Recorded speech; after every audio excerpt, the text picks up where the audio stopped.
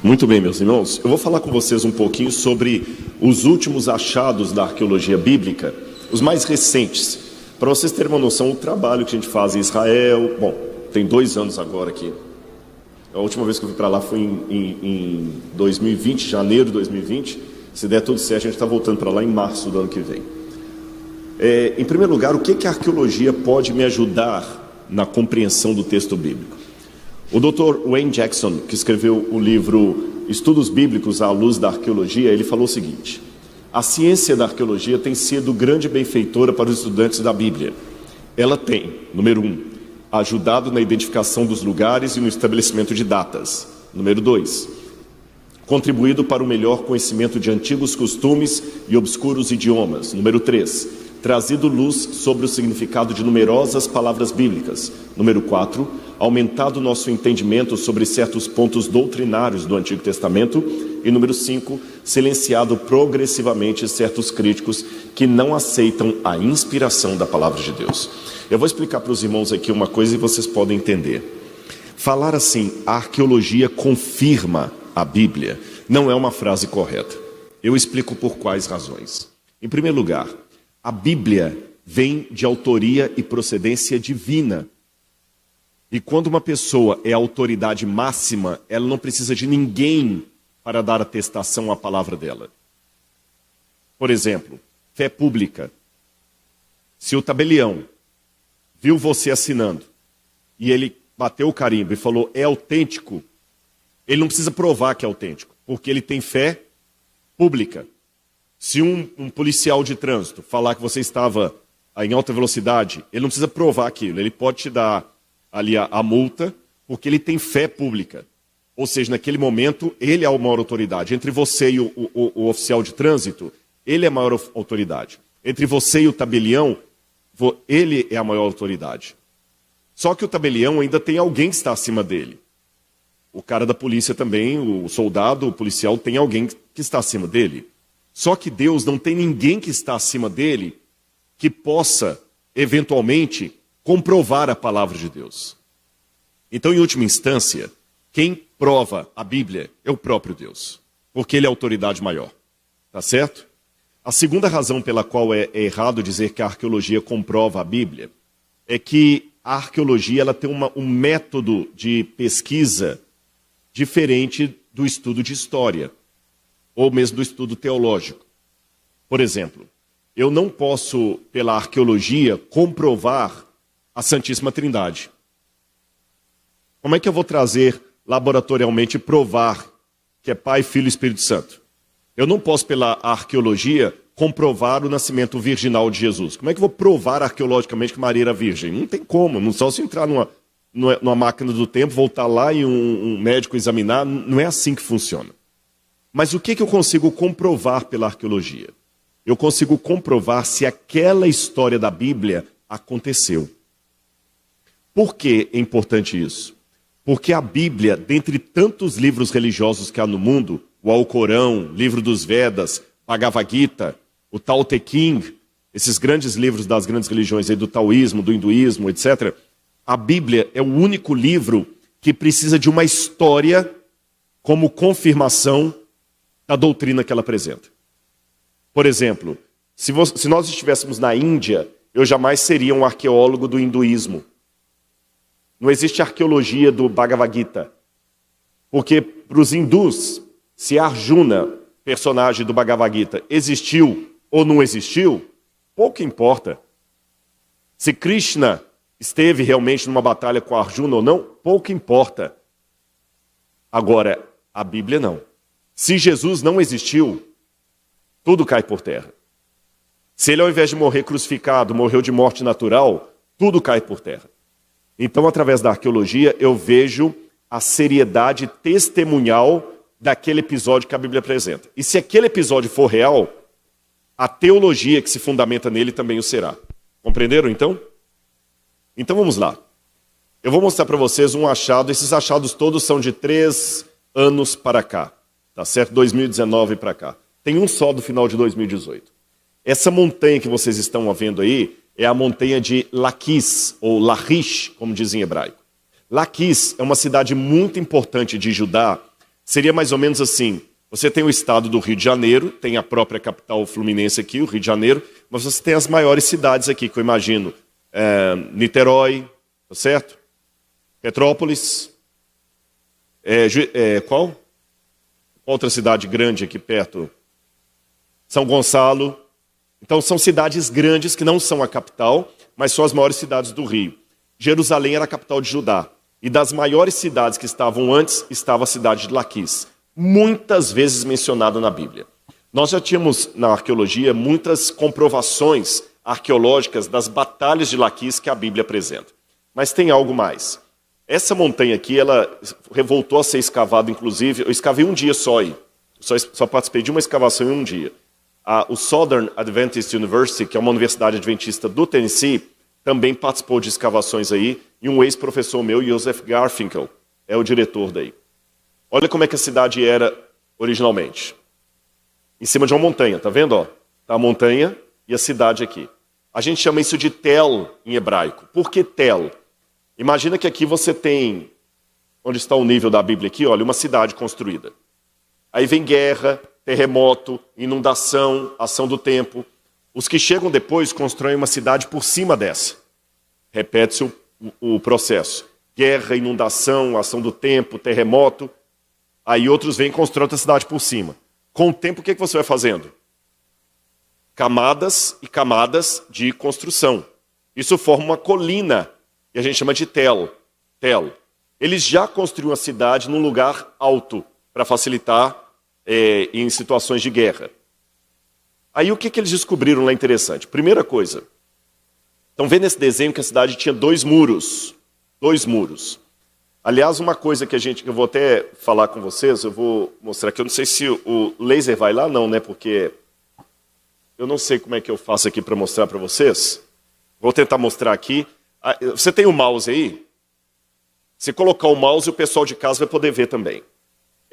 Onde está aquela ponte ali, olha. Tá vendo o pessoal ali? Isso mesmo, olha o mouse aí, ó. Essa ponte aí, fica o mouse na ponte. Você tem um portão da cidade atrás e outro portão mais na frente. Tem 2 portas ali. 2 portas. Essas 2 portas da cidade, elas são importantes porque era ali que aconteciam algumas coisas que a Bíblia menciona. Olha, eu falei de manhã aqui, que não estava, vou repetir. A arqueologia não só confirma a história da Bíblia, mas me ajuda a entender o contexto. Tem alguém aqui da área do direito, advogado, juiz? Tem aqui, não é? Você sabe disso. Para um julgamento ter idoneidade, justiça, equidade, ele tem que ter publicidade. Falei bobagem ou é verdade? Ele tem que ser público. Ele tem que ter publicidade. Então, naquela época, qual que era o lugar mais público que as pessoas tinham? Era a entrada da cidade. Era a entrada da cidade. Porque ali na entrada da cidade, todo mundo passava. As caravanas que iam para a cidade paravam e naquela entrada ali, eles já quando você chega no aeroporto de Galeão, vindo do exterior, depois do controle de passaporte, qual que é a primeira coisa? Pode falar, gente, vocês trazem um monte de coisa de lá. Onde é que você tem que passar? Alguns ficam até com medo de passar. Alfândega, Receita Federal. Ali ficava a Receita Federal. Ali que você cobrava o imposto. E ali, entre aquelas 2 portas, ficavam também o juiz da cidade. Quando um assunto ia ser julgado, era ali na porta que era julgado. Querem exemplos bíblicos? A Bíblia fala, por exemplo, que quando Boaz foi juridicamente pedir para casar com Ruth, Boaz foi até a porta da cidade. E lá na porta da cidade ele se sentou com os anciãos e o caso foi julgado. Na porta da cidade.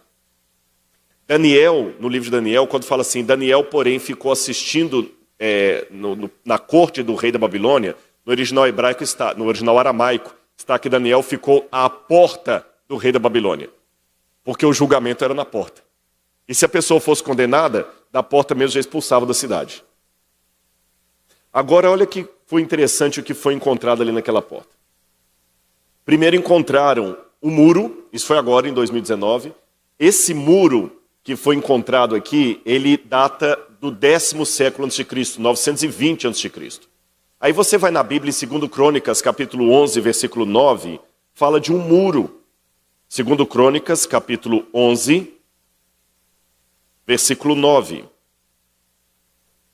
Quando fala das edificações que Roboão fez, diz assim, olha, vou ler o verso 5 primeiro.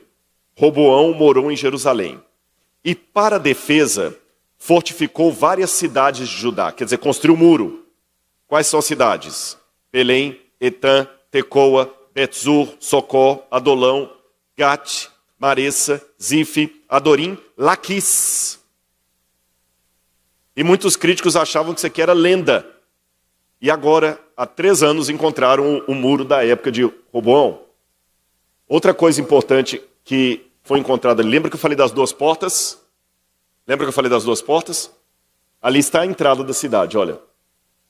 Está a entrada da cidade, a pessoa vinha, entrava aqui, e você tem 3 câmaras de cada lado, ó. 3 de um lado e 3 do outro. Tá vendo? Ó?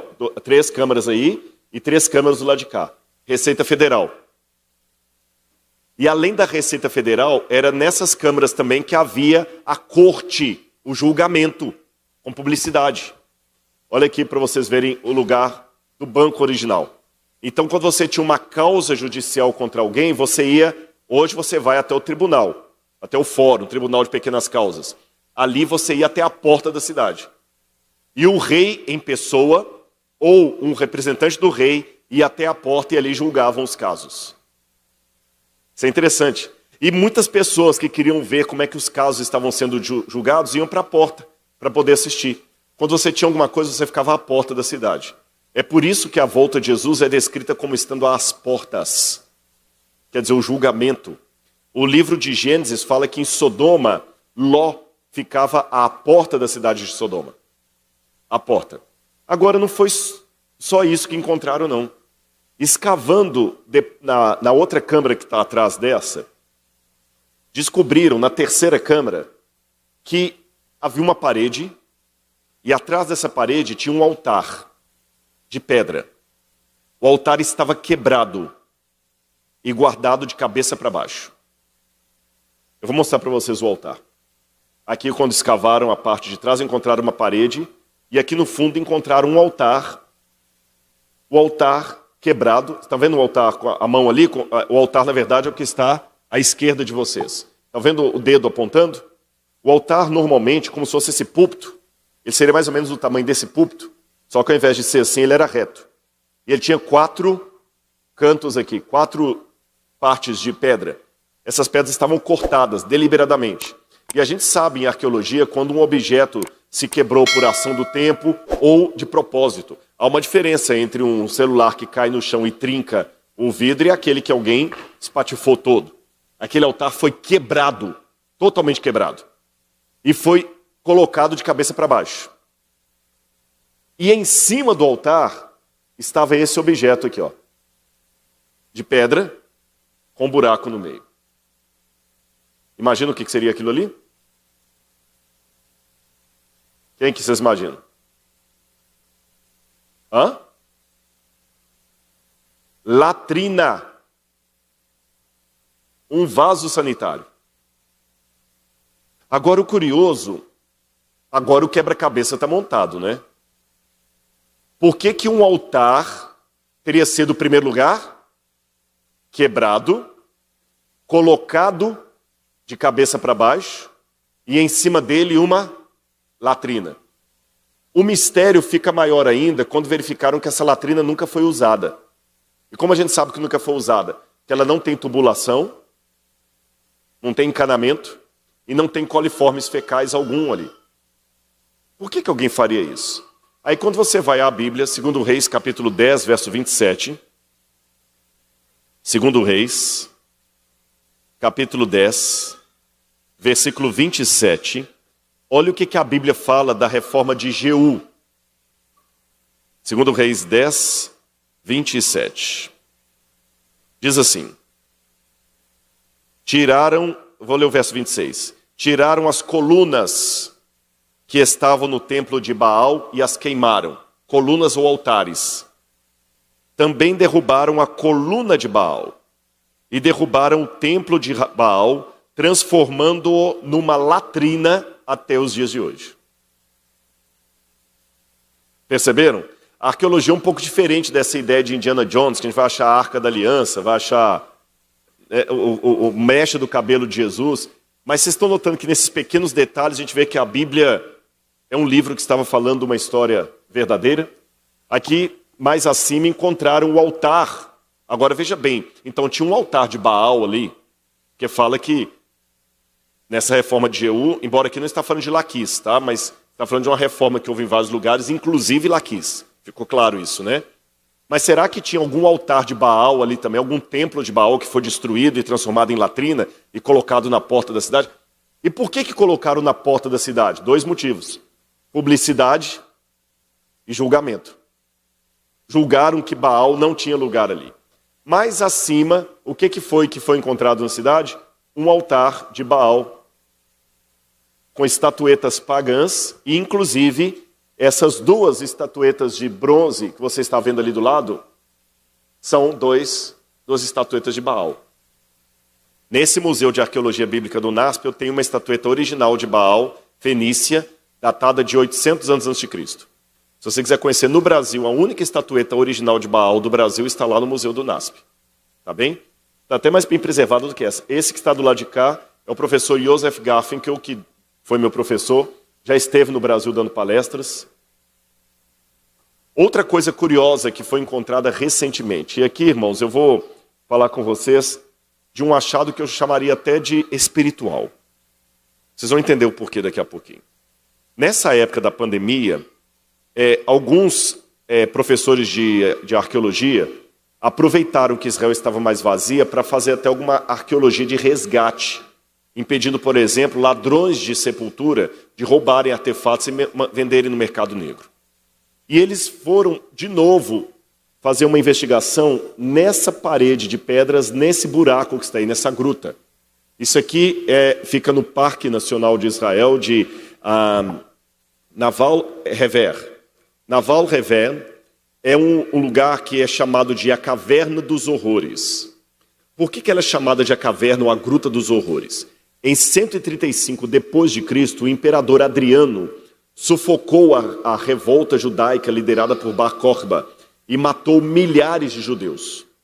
Uma das coisas que Adriano mandou fazer, ele pegou vários judeus rebeldes, crucificou todos esses judeus na Via Ápia e à noite colocou fogo nos corpos.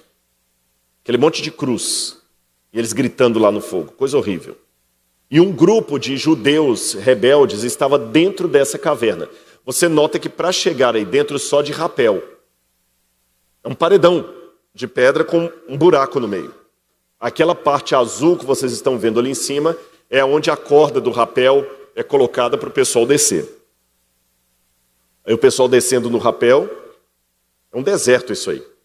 E lá dentro da gruta peneiraram de novo a terra e descobriram alguns tesouros arqueológicos. Um dos tesouros que eles descobriram ali dentro foram fragmentos de cópias em grego da Bíblia Sagrada, datados do 1º século de nossa era. Encontraram fragmentos do texto dos profetas, de 2 profetas. Eu vou ler daqui a pouquinho os fragmentos. Uma das coisas que chamaram a atenção é uma cópia em grego do Novo Testamento. Estão vendo lá em cima aquela luva azul com uma ponteira de metal? Ali, eu vou ver se eu consigo uma foto ampliada daquilo para mostrar para vocês. Aqui estão os manuscritos. Olha, tudo escrito em grego. Esse aqui. Quem sabe ler grego entende isso aqui. Vocês estão vendo a ponta de metal? A letra em cima é grega. A parte de baixo está em paleo-hebraico. Um hebraico mais antigo do que o hebraico que se fala hoje em Israel. E embaixo está escrito o nome de Deus em hebraico. O que a gente confirma através desses manuscritos? Que os judeus, quando copiam a Torá, na Idade Média os judeus maçoretas faziam isto, e a gente tem a comprovação arqueológica agora, que eles já faziam isto desde os tempos de Jesus e até antes dos tempos de Jesus. Quando eles estavam, olha a reverência do judeu pelo nome de Deus. Tanto é que eles não gostam de falar o nome de Deus. Eles preferem falar Hashem, o nome, ou Adonai. Quando eles estavam copiando à mão o texto sagrado, e o nome de Deus aparecia em hebraico, as 4 letras do hebraico, né? Yod, Rei, Vav, Rei. Eles trocavam a caneta por outra caneta e escreviam em paleo-hebraico. Mesmo copiando o texto em grego, quando o nome de Deus estava ali, olha a reverência. Ele trocava. E isso a gente está vendo ali, olha, nos mínimos detalhes. E as pessoas que estavam refugiadas nessa caverna estavam com medo dos romanos. E ela é chamada de caverna do terror. Encontraram moedas também da época do Segundo Templo. Moedas também da época de Bar Kokhba. Melhor, do Segundo Templo não, corrigindo, Bar Kokhba. Essas moedas são do 2º século depois de Cristo. Encontraram um cesto muito bem preservado, do período neolítico. O cesto foi tirado, praticamente intacto, milhares de anos. Agora, encontraram também um esqueleto mumificado de uma criança. Agora, o que mais me chamou a atenção foram os fragmentos bíblicos. Porque esses fragmentos foram encontrados, meus irmãos, justamente na época em que falaram que ia haver uma segunda pandemia. E deixe-me abrir um parênteses para explicar uma coisa com muito respeito e carinho. Você vai entender, você que está em casa vai entender também. Eu não cheguei a pegar Covid. Mas eu sei de muitas pessoas próximas a mim que pegaram e algumas faleceram. E eu sei que talvez eu estou falando para pessoas aqui que perderam um ente querido de Covid ou você esteve face a face com a morte por causa desse vírus. Eu reconheço que foi algo terrível. E, por favor, não entendam que eu estou agora apresentando uma figura de um Deus carrasco, um Deus sádico que tem prazer no sofrimento. Nada, nada, nada disso. Não é assim. Mas Deus sabe que, às vezes, um chacoalhão é preciso ser dado para a gente aprender alguma coisa. Os especialistas em educação estão apavorados com os problemas de educação dos jovens e crianças de hoje. Vocês sabem disso. Antigamente o pai criava 15 filhos, a mãe criava 15 filhos, hoje tem 2, está quase morrendo. Dá muito mais trabalho. O mundo tem muito mais coisa para oferecer. Não pode dizer não. A revolta é muito fácil. Então a gente criou hoje um contexto que falar em castigo, disciplina, seriedade, é uma coisa quase abjeta. Deus não é assim. Deus sabe que às vezes é preciso nos dar um safanão para a gente acordar. E quem é psicólogo sabe do que eu estou dizendo. Às vezes você precisa tomar um susto para poder acordar para algumas realidades. Quantas pessoas às vezes são um susto num acidente de trânsito que ele começa a ficar mais comedido para dirigir. É quase perda de um parente que o faz acordar. E Deus às vezes dá um chacoalhão no mundo. E eu acredito piamente que esse problema que enfrentamos 2 anos aqui foi uma forma de Deus sacudir o mundo. Aí você pode falar, tá, Rodrigo, mas vem cá. Você está falando isso? Meu pai morreu de Covid. Quer dizer que Deus puniu meu pai? Aí que você tem que entender. Às vezes Deus dá uma sacudida no mundo e, infelizmente, pessoas inocentes pagam.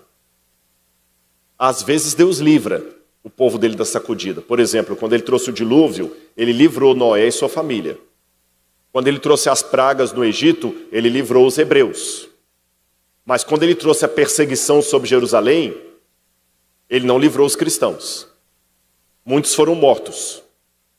Ele livrou Pedro e Paulo, Pedro e Paulo e Silas da prisão, mas não livrou Paulo de ser decapitado e Pedro de ser crucificado de cabeça para baixo.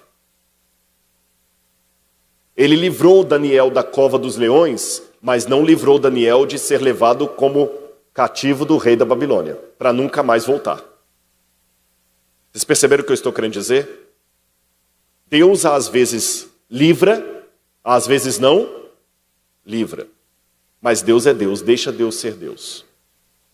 O castigo da Babilônia veio sobre Israel para sacudir Israel. Daniel era fiel a Deus e Daniel foi levado cativo. Então a pergunta que eu tenho que fazer não é por que Deus permitiu esse sofrimento. A pergunta é: estou eu disposto a permanecer firme ao lado de Deus, mesmo que eu seja sacudido pela ira dele sem merecer? Entenderam o que eu estou colocando ou ficou obscuro? Você está disposto a ser Daniel em Babilônia, mesmo que você vá para lá sem ter nada a ver com o pacto? Porque, sabe por que eu estou colocando isso, irmãos? Porque a gente vive num universo também, principalmente um universo religioso, que há muitas pessoas que eles pensam o seguinte: eu não quero saber de religião, não vou para a igreja, não, tem muito hipócrita lá dentro. Ele acha assim, que ele é uma nata espiritual diferenciada, e que se ele ficar com os rebeldes, ele vai se contaminar. Não vem mais, estou decepcionado. Aí eu acho interessante o seguinte, eu vou de novo falar do futebol. Eu não entendo nada de futebol. Eu falo que eu sou atleticano não praticante. Eu não sei nem quem é o jogador do Galo. Não sei nada, é uma vergonha mesmo. Eu de teologia, de futebol, sou um bom arqueólogo. Mas uma coisa eu já notei. O seu time pode cair para a segunda divisão. Eles podem descobrir desvio de dinheiro no seu time. Pode descobrir que o presidente do seu time era um pedófilo. Os jogadores podem entregar o ouro para o outro. Pode ser um vexame no Maracanã, mas você não deixa de ser flamenguista, ou botafoguense, ou fluminense. É verdade ou não é? Eu nunca vi alguém falando assim: não, eu era flamenguista, mas agora eu sou do Botafogo porque eu descobri muita coisa errada no Flamengo. Eu nunca vi um carioca falando isso para mim. Não era fluminense, mas depois que eu vi o que o presidente do clube estava fazendo, não vou mais ser eu, não. A mancha negra é de qual? É do... Nem é daqui, né? Aquela torcida mancha negra. São Paulo. Tá vendo como é que eu entendo? Não, eu era São Paulino, mas depois que eu vi o que a mancha negra bateu naquele camarada lá, eu não posso mais ser deles. A pessoa não desiste do futebol. O trânsito é um caos. Seja em São Paulo ou Rio de Janeiro. Mas você não desiste de pegar seu carro. Mas quando uma coisa ruim acontece no meio do povo de Deus, aí você desiste. Não, eu não dou mais. Não, fiquei muito decepcionado. Onde está o teu tesouro, está o teu coração. Porque se o seu tesouro está realmente nas coisas de Deus, você não vai sair do meio do povo de Deus por causa disso, assim como você não vai sair do futebol, porque o seu coração está ali. A única e exclusiva razão que eu acho que você tem o direito de deixar de frequentar um lugar é se você descobrir doutrinariamente que ali está diferente do que você crê. Por exemplo, eu sou adventista. Vamos supor que amanhã eu descubra doutrinariamente que o budismo é que é a verdade. Vamos supor que eu descubra o budismo, estudei, agora eu sou budista. Aí realmente eu não tenho mais como ser adventista se eu creio em Buda. Aí tudo bem, eu vou pedir licença, fui feliz aqui, mas estou saindo porque eu descobri. Agora eu saí daqui porque teve escândalo, porque alguém me tratou mal, porque eu vi... Aí esse motivo não deve ser. Ficou claro isso que eu quero dizer? E nem as provações. Daniel sabia que o povo de Israel estava cheio de pecado. Ele orou pelo povo de Daniel. Ele sabia que Deus ia mandar um castigo no povo por causa do pecado. O castigo veio dos babilônios. E Daniel foi poupado? Ele foi para a Babilônia. E mesmo assim ele orou: Senhor, perdoa o pecado do seu povo. Então, a partir desse preâmbulo eu posso dizer para vocês, eu acho que esse vírus maldito foi uma forma de Deus sacudir o mundo, sim. E você que foi vitimado por ele, como Daniel, fique firme no Senhor. E justamente na época em que a segunda onda estava dando, na mesma época, foi na mesma semana que anunciaram a segunda onda, todo mundo pensou que a gente só ia ficar assim em 2020, aí falaram, não, 2021 também vai ser assim, aquela coisa toda, e viagem sendo desmarcada, e o pessoal do comércio falando assim, eu não estou aguentando mais pagar salário para o camarada ficar em casa, vou ter que fechar, não vou dar conta. Eu tinha uma reserva de dinheiro que me segurou até aqui, eu não tenho para aquela confusão toda. Aí encontraram aquele texto fragmentado lá, E vocês querem saber o que estava nesses textos aqui? O primeiro fragmento era do texto de Naum. É lógico, estava em fragmentos. Mas se você conhece assim bem a literatura brasileira e você encontra fragmentos de um poema assim: em tudo, sempre, em face do maior encanto, meu pensamento. Procure, fim de quem vive, eterno enquanto dure. Se eu só tiver essas palavras, você já sabe que texto que eu estou falando, não sabe? Então a mesma coisa que é com a Bíblia. Encontraram só os fragmentos, mas a gente já sabe de qual texto que é. O texto completo é o texto de Naum, capítulo 1, versículo 5 em diante. Olha o que está escrito na Bíblia.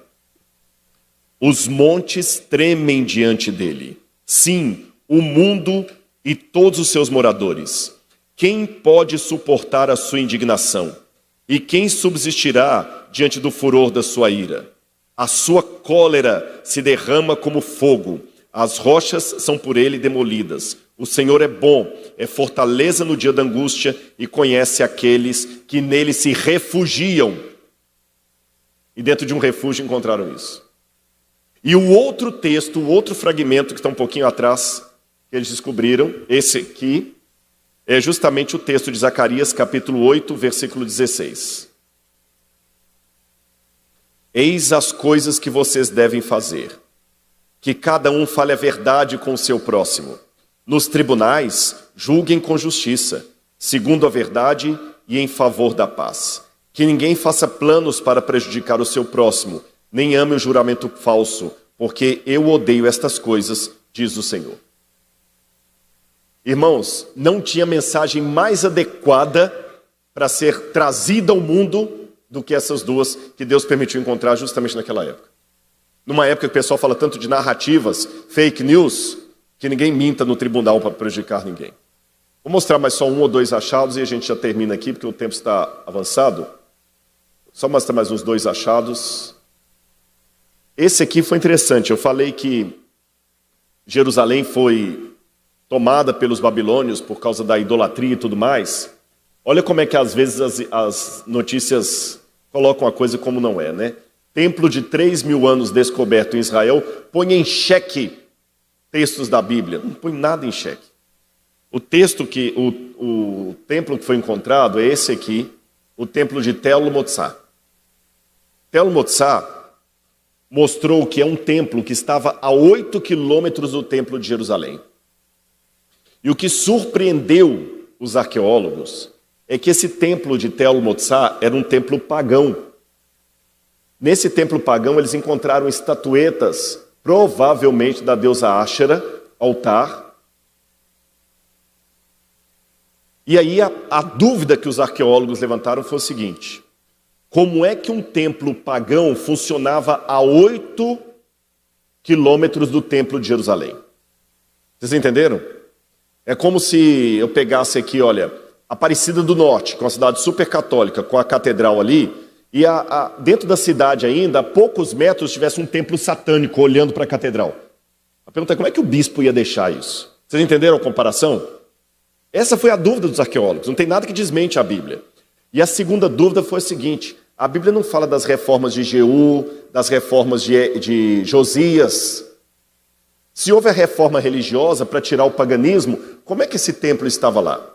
Foi só isso. Aí a revista Galileu já publicou: templo coloca em xeque textos da Bíblia. Não coloque, irmãos. Pelo contrário, quando você lê Jeremias capítulo 11, versículo 11, você vê Jeremias falando o seguinte: vocês estão sempre indo adorar os falsos deuses nas montanhas de Jerusalém. A reforma não acabou com esses templos pagãos. Por isso que Nabucodonosor veio. Se a reforma religiosa tivesse dado certo, os babilônios não viriam. É o contrário. Esse texto confirma a Bíblia. E o mais irônico, vocês sabem o que é? O templo de Jerusalém foi destruído por Nabucodonosor. O templo pagão foi poupado. É como se Deus dissesse assim: tá bom, já que vocês não querem minha proteção, eu vou tirar. Peçam aos deuses, aos ídolos. E o último achado que eu quero mostrar para vocês é esse aí. Essa cúpula dourada que vocês estão vendo ali, hoje é o Domo da Rocha, é o local onde na época de Jesus funcionava o templo de Jerusalém. Ali era o templo. Ali as pessoas iam para adorar a Deus. Foi embaixo dessa cúpula que estava uma rocha de uma colina chamada Moriá, ou Monte Moriá, onde Abraão levou Isaque em sacrifício. Depois, o Monte Moriá acabou virando o local do templo, onde Salomão constrói o templo. Nabucodonosor destruiu o templo. Eles reconstruíram o templo que Jesus conheceu. Vieram os romanos, destruíram o segundo templo. E em 692 depois de Cristo, aquela cúpula dourada foi construída pelos muçulmanos. Por que eles construíram essa cúpula dourada? Você tem a cúpula dourada lá na frente, e aqui, seguindo uma linha reta, você tem uma outra cúpula cinza. Esta é a mesquita de Al-Aqsa. Al-Aqsa em árabe significa que está na esquina, que está longe. É porque, segundo a tradição muçulmana, isso não está no Alcorão, uma tradição muçulmana, Maomé, quando estava na Hégira, que é a viagem que Maomé faz de Medina para Meca, Maomé estava a caminho de Meca, quando o anjo Gabriel vem até ele na estrada, pega a jumenta de Maomé e leva a jumenta até ali, na esquina. Ele amarrou a jumenta, subiu até o local onde Abraão havia sacrificado Isaque, e segundo essa tradição muçulmana, Jesus, Issa, Abraão, Ibrahim e Moisés apareceram para ele e o incumbiram de fundar o Islã. Aí dali a jumenta tomou um impulso, levou Maomé até o paraíso, depois ele volta para fundar o Islã. Por causa disso, Jerusalém virou a terceira cidade sagrada dos muçulmanos. E desde que os muçulmanos tomaram conta de lá no ano 692, eles não abriram mais mão.